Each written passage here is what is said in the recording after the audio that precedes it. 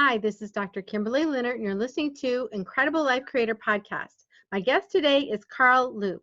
Carl Loop, CEO of Global Business Builders, works with executives, business owners, and teams to achieve LEAP business results. He has award-winning Fortune 100 senior leadership experience and has built 6 successful businesses of his own. To date, companies have profited by tens of millions of dollars through his keynote speaking, workshops, LEAP programs, and consulting. Carl is author of Mondays Reimagined, Master Your Monday, Win the Week. A shocking 75% or more of people are dreading their Mondays. Don't be dreading your Mondays. Master your Monday, win the week. Mondays Reimagined shows you how. Welcome to the podcast, Carl. Thank you, Kimberly. Fantastic to be here. Great life and great fortunes and fullest life. Yeah. So tell me about Monday. Well, I mean, you look at things people have some concern about or anxiety about, or just feel drained about. Lost their leadership edge, or maybe feeling disconnected. And what often comes up, and also an experience I had in my life, which I'll share, is the Dreadin Mondays. And it is true, a shocking 75% or more of people, depending on their industry, often are dreading Mondays. And it doesn't start just on Monday. It starts creeping in really heavy and heavier on Sundays. Sunday night, yeah. Exactly. That's right.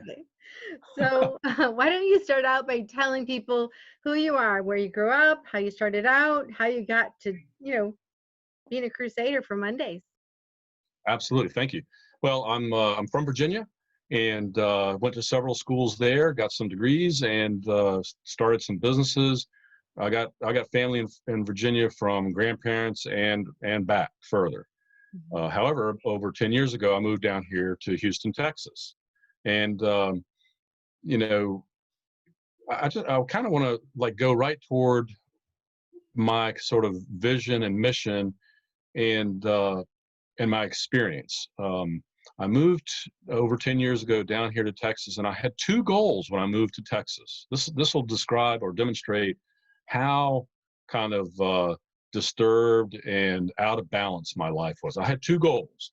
One was to stop honking my horn almost every day in traffic, feeling anxious, frustrated, agitated in traffic and in my life in general. And the second goal when I moved to Texas from Virginia was that I could have just one happy thought a day. Wow. So that's how locked up and kind of destroyed I was. Yeah. Moving here to Texas. Just so I left one happy thought. I wanted just one happy thought a day. That's what I told a counselor. Oh my goodness. So that's sort of the state of mind I was in when I came here over 10 years ago.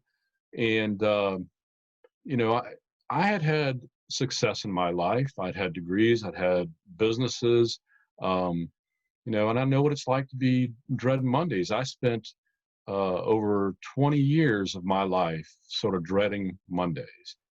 I had success, as I said, and I had many pleasures. I had lots of pleasures and things and stuff like that, but they started to matter less and less and less over my life until I just felt empty inside.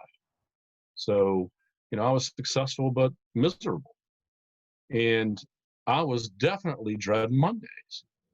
So, I had to go on a mission about, if your Monday is not in alignment for you and you're not feeling some powerful connection and positivity on Monday, what is that saying? What else is it saying about your life? And I started to see, Monday was just the sort of the focus point, but it was describing lots more things going on in my life.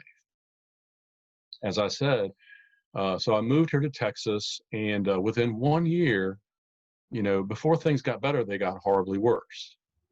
Within 1 year of moving to Texas, I went through a divorce, custody battles, and then, a record-setting hurricane hit my waterfront home, all within 1 year of moving to Texas. So, I had to find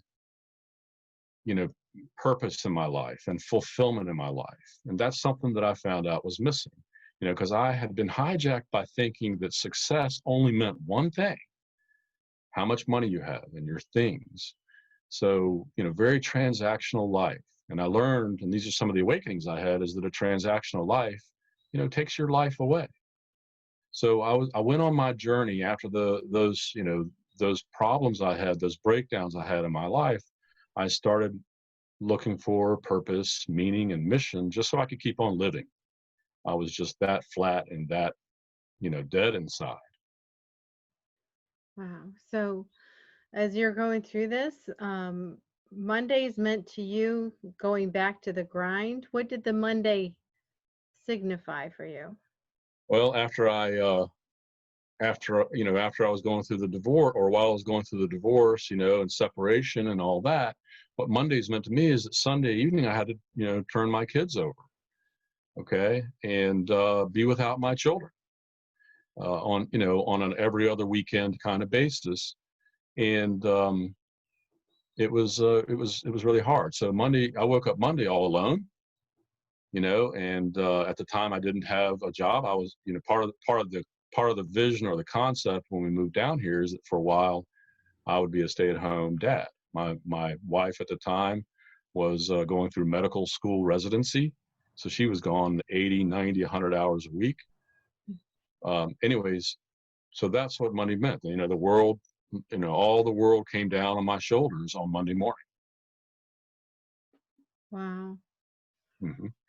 That's amazing. So, what are some of the tools you used during that time to help pull yourself out of that? That sounds like Well, you're in a really low place. it's a very low place, and so if you take a look at Mondays, not just for me, but like I say, the shocking 75%. I mean, there are more heart attacks on Monday. There's more absenteeism on Mondays. There's more depression and anxiety on Mondays, starting on Sunday, and so forth. And on Mondays I started writing, and I started writing quotes, and I started having conversations with people. I was a very disconnected person. I found out I had gotten in an argument with my mom, and I hadn't spoken to her for over a year. So, I was very disconnected. And when we moved here, right away, within a year, all these things happened. So I had no friends. I had no connection. I had moved over 1,000 miles away from what was my hometown. And so on Mondays, I just decided I would choose one day, the hardest day of the week, to start to go to work on. Mhm. And so I started looking at that. I started writing and quotes and reaching out to people and just kind of stretching myself. Mhm. And I came up with a quiz. If you'd like, I can tell you about a quiz I came up with. That would be great. Yeah, it's like 5 questions. So for your listeners, are you successful but feeling something is missing? That's question 1. Mhm. And question 2 is, are you have you lost your leadership edge? Okay. And question 3 is, have you lost your passion? Mhm. Question 4, have you lost your creativity? And question 5 is, have you lost who you are? So if you have, one yes answer, maybe not the end of the world. If you have 2 yes answers, there's probably something in there, that's having you dread Mondays. Your life's not super fulfilling. If you've had 3 or more yes answers, it's a place of hard times for you. And for me and for others that I've coached with and consulted with, it's a place where they're feeling very empty. Only one side of their existence, the financial side usually, or something else which they were hijacked by, got all their attention. And who they were has been sort of lost and left behind. So, I came up with, I wrote the book, Mondays Reimagined, Master Your Monday, Win the Week. Mhm. And in that book, it's 52 Mondays, and they're all transformational conversations. And those Mondays are divided across 7 sections, which are the letters of PURPOSE. Okay, what is that? Besides purpose. Yeah, so the sections, and by the way, it has the book it sells with 7 videos called The 7 Powers of Purpose. Hmm. And the letters P, the P stands for passion. Okay, who are you outside of what you do? Because a lot of people's identity, their entire identity gets connected to their work activity Mhm. only. Now, if you love your work, and some do, then that's super fulfilling. Monday is the same as Friday, is the same as whatever. But a lot of people are working for the weekend. Mhm. So who are you outside of what you do? That's P for passion. U is uniqueness. What is your unique vision of significant success and wholehearted fulfillment? We usually have one or the other or neither, and wholehearted fulfillment and significant success are rarely brought together. Mhm. But when they are brought together, that's the extraordinary version of you. You've brought who you are into what you do. And extraordinary doesn't exist without bringing who you are into what you do. Right. R is for reimagine. Okay, Kimberly. So R is reimagine. Now, um, what's something that you've left out of your life that you want to put back in your life? Mhm. Maybe you left something aside on your journey, such as a hobby that you love, something Mhm. intrinsic, something that gave you internal fulfillment. You just shoved to the side because the transactional, everything about money or whatever. There's many things that hijack people, Mhm. right? You can get hijacked by not wanting to be like your parent. Mhm. You can get hijacked by not wanting to be, a certain profession and spend your whole life avoiding that. You can get hijacked by, your height, people you don't want to be around. I mean, just there's so many different things. It's not always just money, but often it is. But Mhm. that becomes the only focus. Yeah, or responsibility is what I'm thinking. Because as you're talking about that, I'm thinking about, as a child, I was very creative and I did a lot of art and crafting and I was always creating something. Then kids came along. You know, all I'm doing is working and taking care of kids. And then Right. about 5 years ago, my kids are older now. About 5 years ago, I started taking art classes. Now I'm doing art all the time. But that got put to the side for all those years. Not that I didn't want to do it. It's just in my mind, it's like I have responsibility. And by the time I was done working and making sure there was money, I was a single parent, making sure there was money and the kids were taken care of and everyone was fed. I, I didn't want to sit down and do art because all my creativity was gone. There was no creativity. There's no energy left for the creativity. Right. So reimagine is about bringing together again the most extraordinary version of you, Mhm. including things you love. Because without having things you love, how are you going to love your life? And I have a saying, I do a lot of quotes. And one of the quotes I came up with recently was, when you live a life of love, you love your life. Oh, I love that. And a lot of people don't live a life they love, and that's why Mondays, are hardship, are hard times for people. Mhm. Um, so that's R, and then the next P is for peak experiences. Now, you know, seek not just to overcome, seek to overflow. So peak experiences are about the experiences of your life. So people think things are what bring them joy and happiness, and that's true for a little bit of time, but then they become habituated. We become habituated with things. It's one of the big myths that the things we have bring us continuous joy. That is not true. And we start to, the luster wears off, or the shine, wears off. So, if you have, and I'm not saying things are wrong, uh, they're usually requirements. I've got no problem with making money. I've had 7-figure business and so forth. I've helped others make millions. But what I'm trying to say is, there's if you look at working in your business, that's sort of a mechanical thing. It's about tactics, and you look at working on your business. That's Mhm. also sort of the engine, right? The strategies, the tactics. Those are both in your business, on your business, are kind of like the machine, the engine. Mhm. But working on yourself, that's the fuel. I should probably do this thing. So working on yourself, That's the fuel. In your business, on your business are like the engine. You are the fuel behind it. So if your tank is empty, working in your business and on your business really doesn't matter, because it's not going to be that powerful. If you are fully fueled with your inspiration, your purpose, and your experience of your life, right? And the greatest adventure of your life is your life, then the other things, they're just they're more effortless. They're way more effortless. And goals are not meant to complete you. Here's another myth. Goals are not meant to complete you. They're meant to express you from who you are. So going for things, working hard for things is great.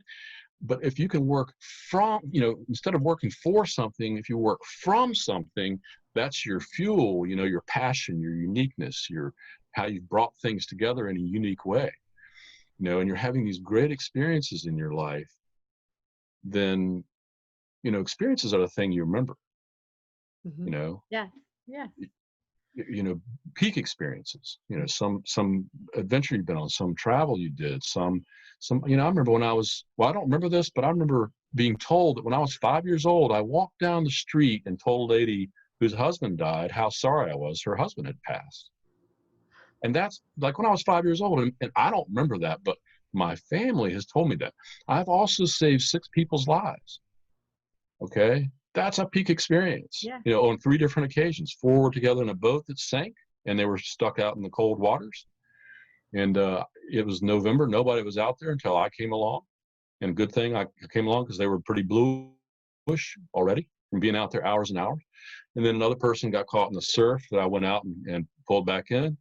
And then another person, and this is a real hard story, I heard screaming in an apartment I was in, and I went to, I knocked down a door, and I helped, I interrupted a beating that a woman who was holding her baby was taking. Okay. She was guarding her baby in her lap with her arms while she was getting beaten by a man. So, and I, that might have risked my life, but that's a peak experience, and still emotional about it. It's over 30 years ago. Yeah, over 30 years ago. Yeah. So peak experiences. And the next one is, and that's, ownership. Know and own your, leadership voice. Know it and own it. And okay, so what is your leadership voice? And this gets back to knowing who you are. Okay, and putting who you are into what you do. What do you think? So yeah, I'm Have you thinking led when you're people, talking or? about a leader, what are you talking about? Well, When you talk about leadership voice. so knowing your leadership has to do with the difference you're trying to make in the world. Now, my vision and purpose statement, my vision, purpose, leadership statement, I guess, is I create peace, power, and prosperity by accelerating high achievers to significant success and wholehearted fulfillment. Now, one of the ways leaders become leaders is they combine 2 things. I just said significant success and wholehearted fulfillment. And you take a look at some other examples out there. Luxury with economy, right? Elon Musk and the Tesla car, right? Protesting and peacefulness, right? So that's Gandhi, right? Civil disobedience, peaceful protest. Like, man, that's a crazy idea. Who put that together? That's what he put together. That's what leaders do, and they get to know and own that. What do you think? Yeah. So your leadership voice is your purpose and how you're expressing it. Yeah. Your purpose, your mission. Yeah. And definitely the ability to express it. S is scale. And scale is, tactics save the day. Strategy changes the future. So, you always want a larger than life, something that is your calling, sort of putting your soul into something, with your ownership, and then how you're going to scale that. And often scale happens through speaking, writing, becoming a thought leader, or whatever type of leader you are. There's different types: transformational leaders, performance leaders, passion leaders, compassion leaders. I mean, there's all types of leaders. It's something with your name on it in a unique way, has your name on it. Mm-hmm. So scale. And then the last one, E, is expression. Powerfully influence, impact others with your expression. How big is your bold? How bold is your big? How, I've had a quiz there, right? Another thing is putting two things together and saying what they are. If you're just standing for checklisting your life like an engineer, or I mean, nothing wrong with engineer. I don't mean that. If you're just sort of living your life by external checklists, the to-do list. What about the ta-da list, right? Mm-hmm. What about the amazing list? What about the from who you are list? What about your being list? And these are some of the exercises I have, in my book. It has over 20 very specific exercises, so you move from just the external extrinsic world to the intrinsic world in any situation.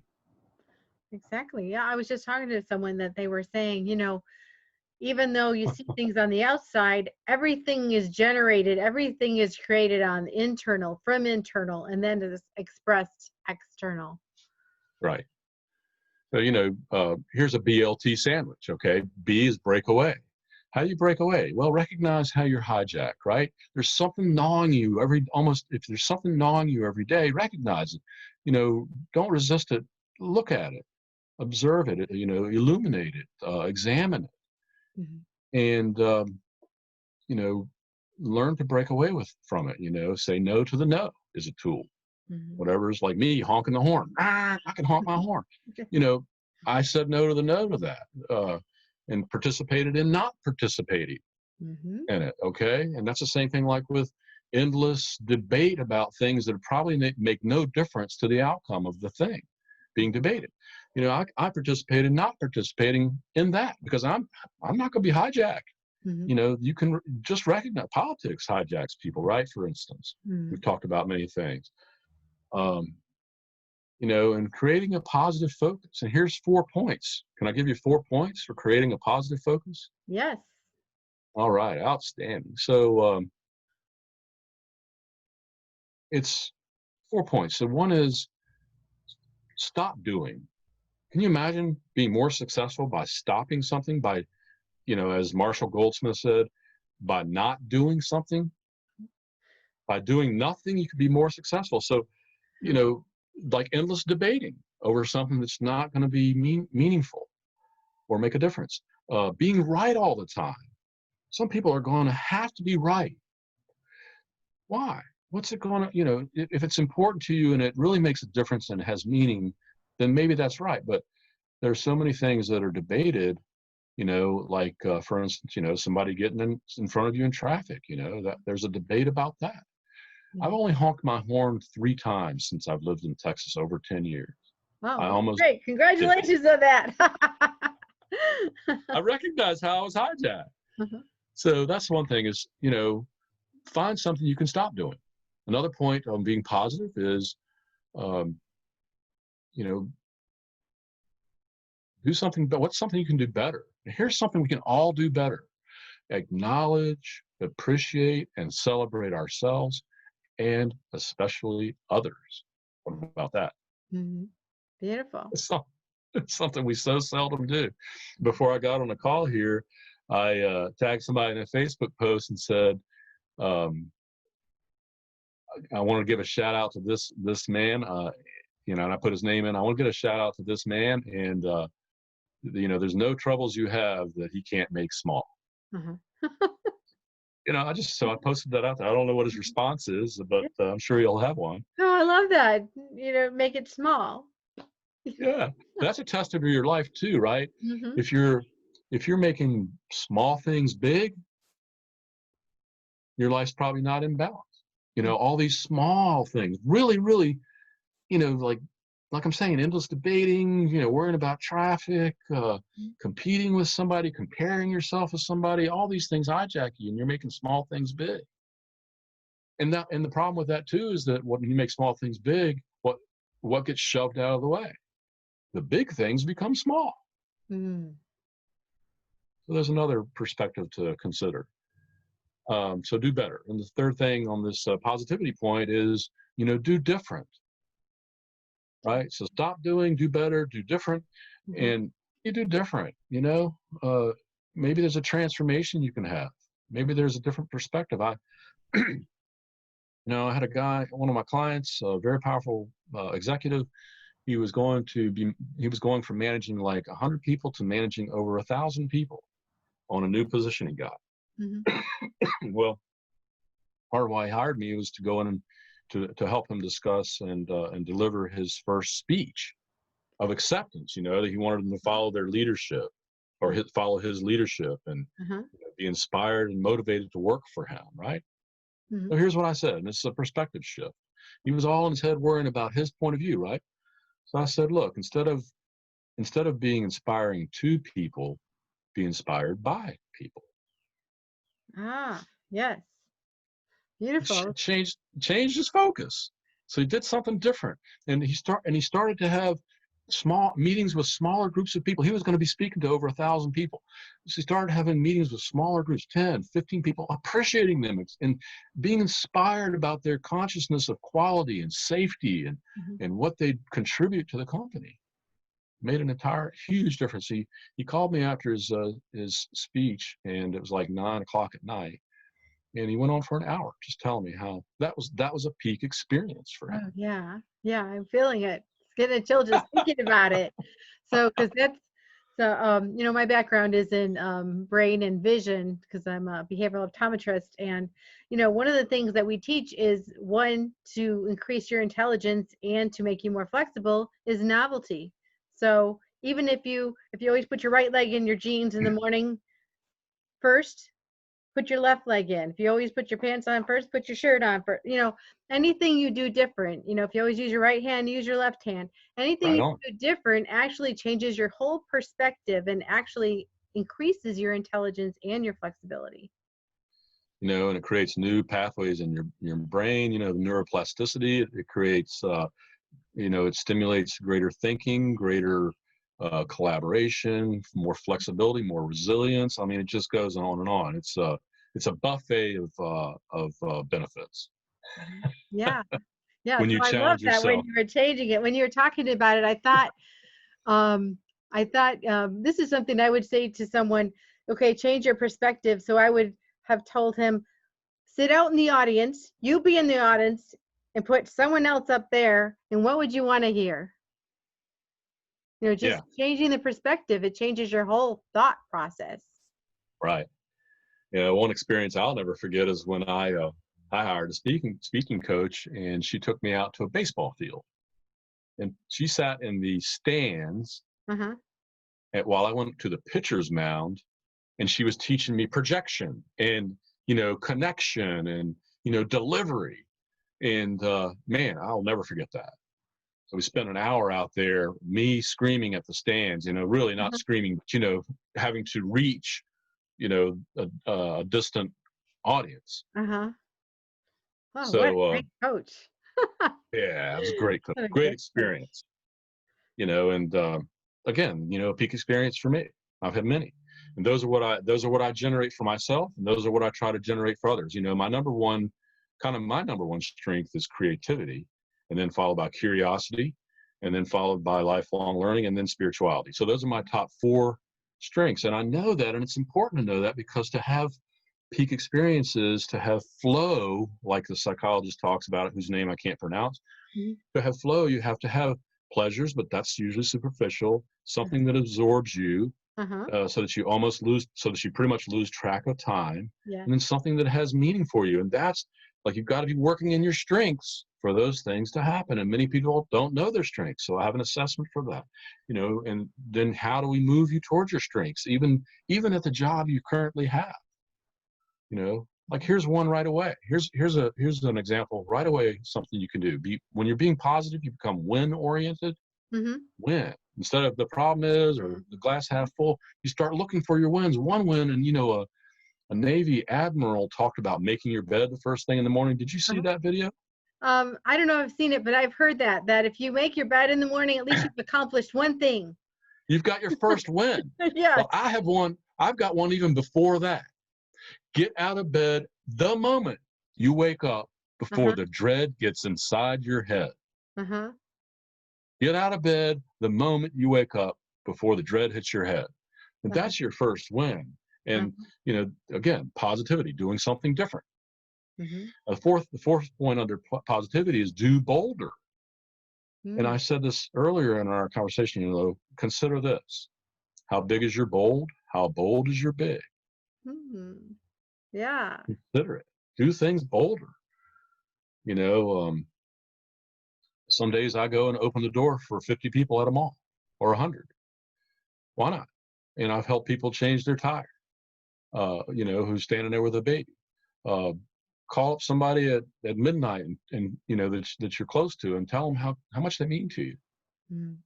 That's bold. That is bold. Look, only in being bold do we really live. I have to say that's true, because when we don't take some kind of risk, life gets really boring. It's just really boring, right? Everybody wants some adventure, excitement, and sometimes we even go into a dangerous excitement just to get that feeling, just get that feeling. I mean, some people do it physically by jumping off, mountains, hang gliding or something. Some of us do it in different ways, but you want that excitement. You want that thrill.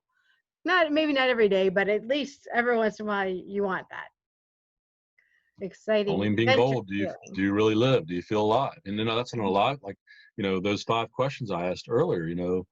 People have aliveness problems. They're living, but they're not alive. And there's a distinction to that. So that's the B part of break away. And then to keep going on the BLT, the next is look up. We're so focused downward, okay, and you want to look up, because when you look up, you see new things. You see infinity. You see forever. When you look up and look in people's eyes. Make contact. Learn how to be present. Okay, learn how to be present. You see, the default version of us, if you look at 3 versions of us, the default, the what's possible, and then the accomplish impossible version of us. There's 3 versions of us always, or more, but I look at them like 3. In the default version, right, we're automatons. We're robotically doing things on autopilot often. And I couldn't tell you, hardly a thing about yesterday's dinner or yesterday's breakfast or whatever, unless you have a routine. Then you know what it was, but it's only because you know the routine. Right. So you have to look up. And what story was I telling you? Anyways, I got off track a little bit on my stories. Yeah. But when you look up, look at Galileo. Go ahead. I was going to say, looking up also has a neurological component, so I have to talk about the brain stuff. So when you look up, your whole state changes. So you can go from a negative, when someone's depressed, they're kind of leaning back and they're looking down. Right. But when you feel good, you're open and looking up. And so it actually changes your whole state. Right.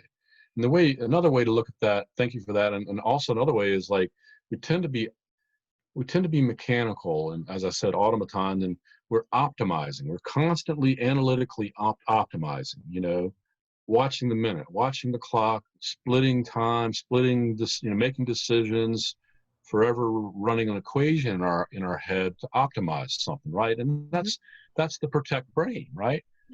But it's convergent. right? It always optimizes and closes in and closes out and excludes. It's systemic, right? Yeah. Yes, no, black or white, friend, not friend, it's everything's black or white. Well, Mhm. that is not an aliveness place. It's a functioning place. Mhm. But we're more than just functioning machines. Now when you look up and you bring that creativity and sort of new ideas, new thoughts, new expression, you're thinking about your leadership, you're thinking about peak experiences, you're in a expanded state, right? Uh-huh. So now we're widening our universe instead of narrowing it. Mhm. And Galileo looking up at the stars, invented the telescope, right?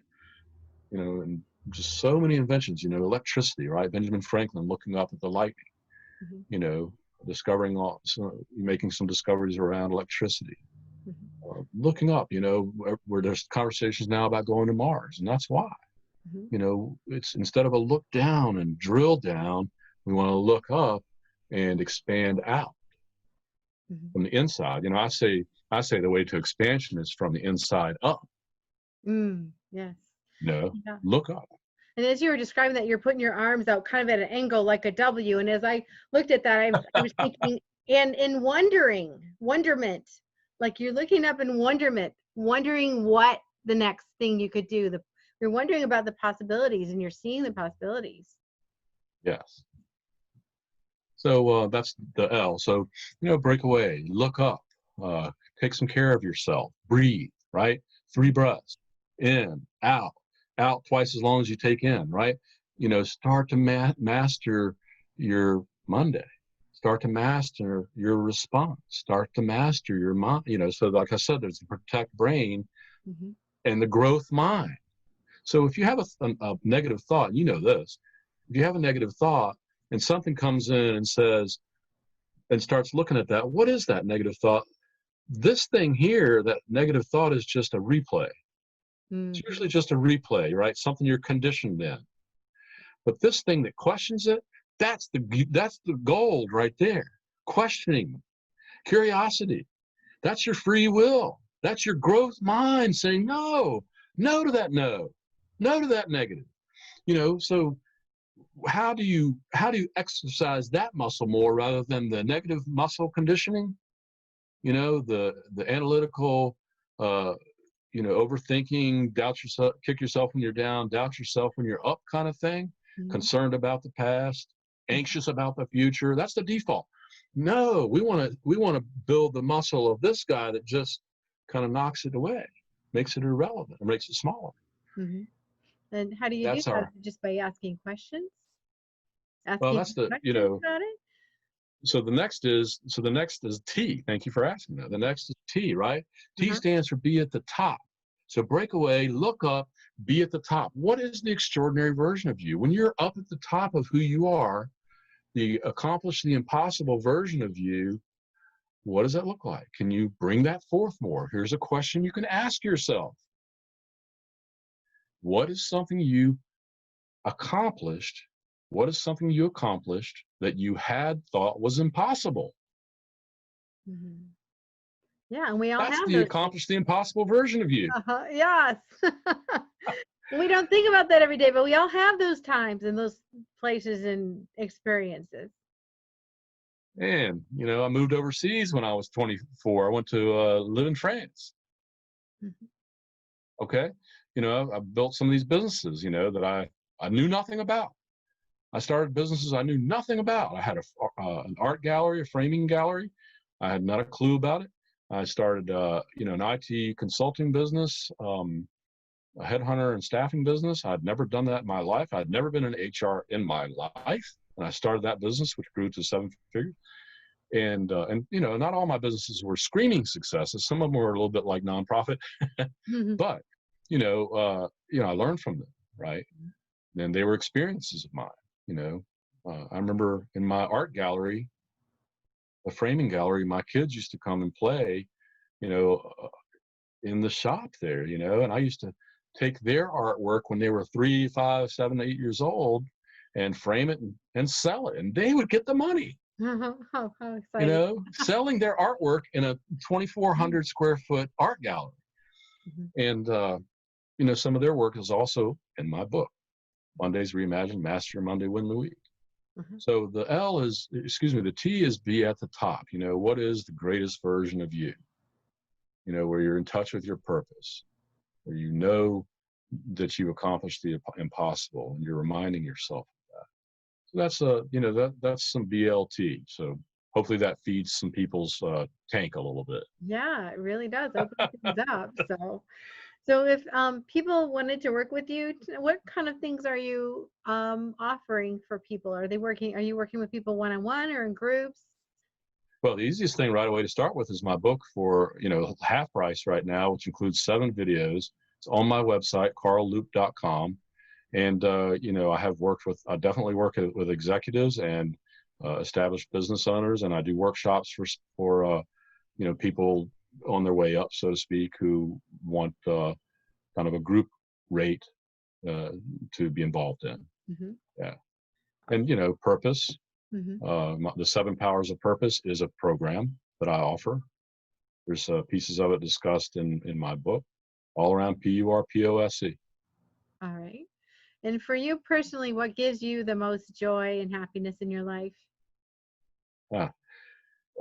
Seeing people get emotional in a very positive way, it's an aha moment. Hmm. It's, one of my recent clients, first business they ever owned, first year, made over $400,000 profit. And, that was just absolutely magical and inspiring. Hmm. And, another person, very, very successful person. He sold one of his businesses for over $200 million. I worked with him, and exceptional man, hugely humble man. And I helped him. He was another speaking engagement, expressing his leadership, Hmm. uh, consulting work that I did with him. And he wanted to be able to speak in front of a large group of people. He'd only spoken with like 10, 20 groups in front of 10 or 20 people. He Uh-huh. wanted to be able to speak in front of. He had a speaking engagement over 200 people, and he wanted to be comfortable and successful with that. And he was speaking in front of lawyers, mergers and acquisitions people, and all kind of financial people, investors. And he did a speaking engagement, and within 2 weeks of speaking there, he was asked by 2 companies to consider being on their 2 multi-billion-dollar companies to consider being on their board Wow. That's within 2 weeks amazing. of that speaking engagement. So it was highly successful. It was amazing. And what's even more amazing, like a few months after that, he called me and told me how my working with him helped him speak the eulogy at his mom's funeral. Oh, wow. Oh, that just hit my heart. That Peak is experience. beautiful. That is Those are peak definitely experiences. a peak experience. Well, Carl, thank you so much for being on the podcast today and for all your knowledge and wisdom and experience that you're sharing and tools. And, I hope everyone will go and pick up a copy of the book and the videos and apply them. Outstanding. It's been fantastic to have our conversation today. Thank you. Yeah. So before we get off, just one last thing. What for you, what's the best advice on living an incredible life? When you live to love, you love to live. Beautiful. All right. Well, thank you so much, Carl. And we'll talk Thank to you. you again soon. Okay.